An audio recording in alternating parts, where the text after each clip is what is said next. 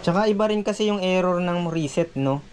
Tsaka pa makikita nyo sa status monitor, end of service light. Ayan, patay na natin.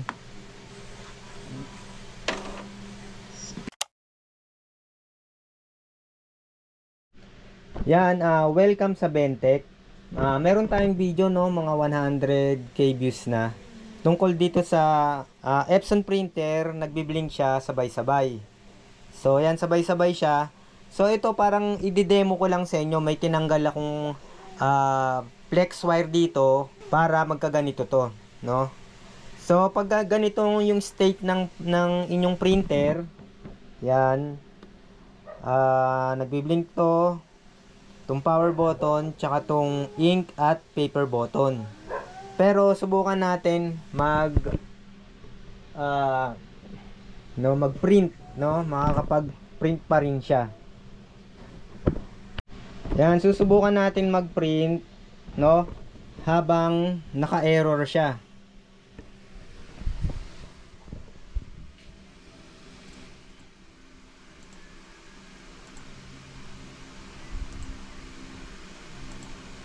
L3210. Yan.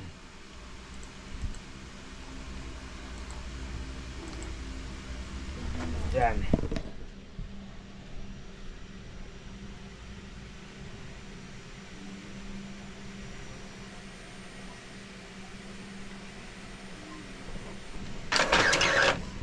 Yan.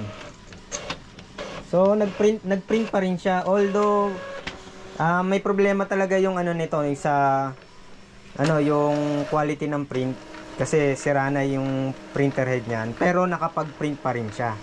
So kung ganito man, ibang issue yun, kasi ito kailangan kong palitan ng printer head to. So i-explain ko lang kung bakit nag-blinking, no, pero nakakapag-print pa rin siya. So pag ganyan ang issue, may inalis akong parts dyan.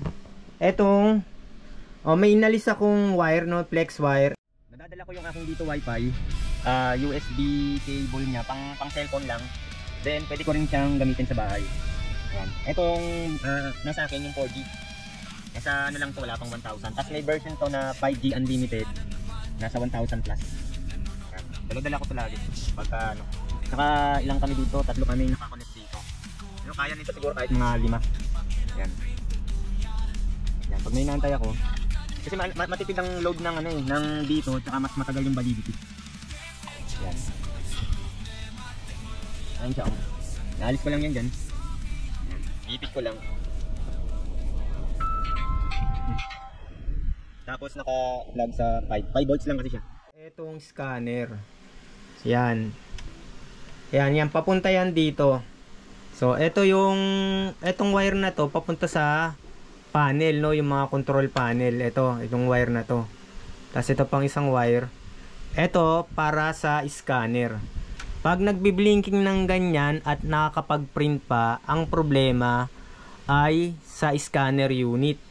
No, pwedeng dito sa flex wire o kaya yung mismong etong unit, yung buong scanner unit ang problema. So ito yon. Yan, scanner unit. Yan. Ngayon, explain pa ako bakit nagbi-blinking, no. So ibalik natin tong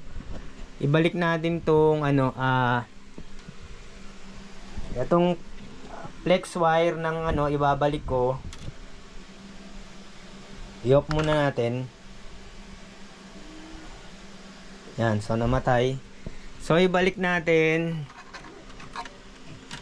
Tanggalin muna natin tong plug. Then ibalik. Dapat nakapit siya na maayos, no. Hirap kasi may hawak akong camera.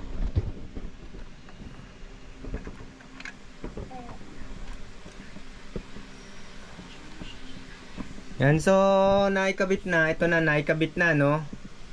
Naikabit na. Yan, kasi meron din problema minsan ng Epson. Ito yung isa pang problema ng Epson. Minsan pagka pinlug mo, no, sa AC dito sa tapos yan, no, 220, then pag inopen mo ayaw. Yan pa isang sakit ng Epson. Tapos pindot-pindutin mo lang, alis-alis mo, tapos mag-on. Isang problema yan ng Epson. Ibalik na natin tong power, no? Tawa kasi akong camera eh. Natanggal na. Yan, nag-on na. Then, yan, check natin kung kung mag-error pa rin siya. Yan, so hindi na umiilaw yung ano, no. Eto. So okay na. So ang problema eto lang. So minsan naman, no, inspect mo siya, nakakabit naman, no. Pero ganun pa rin, no. Umiilaw to, nagbibiling to, tsaka to. So ang gawin nyo, i-check nyo maigi yung flex cable. Baka meron na siyang tama o may ngat-ngat. May ano, parang shorted, no, parang sunog. Inspect nyo lang yan. Yan. Kasi pag nakakapag-print pa, ang ibig sabihin lang nun talaga, yung scanner ang may problema. Pero kung hindi siya nakaka-print, may iba pang problema, hindi scanner. Yan. Yan, try natin mag-print. So pangit yung print niya. Ito kasing printer ko na to, matagal na to, tsaka printer head ang problema nito. Ilang beses ko na rin tong hinigop ng C-range, ayaw pa rin talaga. Kaya need palitan.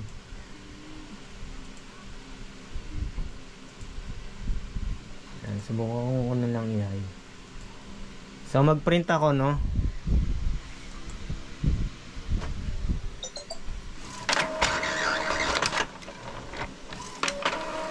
So nagpiprint siya, no.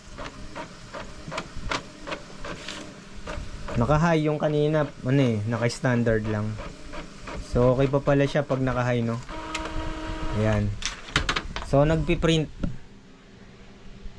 Tas wala nang error. Ito lang ang inyong i-check muna, no. Pag kumiilaw yon, tas nakakapag-print pa, yung wire ng flex cable. So minsan naman sa paglilinis natin, minsan angat natin yan, accidentally natatanggal, o kaya naman nagkakaroon ng tama, no, o kaya naman pag naano ng daga, nangangat-ngat. Kasi ito, pag itong wire na to yung ano, talagang walang power, kasi ito yung pinaka cable niya papunta dito sa mga pindutan. Tsaka pag sira yung ano, no, sa scanner, no, pag ito naka-backlash, pagpapakinggan ninyo, eto, may maririnig kayong tunog dyan. Ayan. Motor, parang motor na ano, na nahihirapan, no. Ayan. Tapos blinking to. Ayan, pag sira yung scanner, no.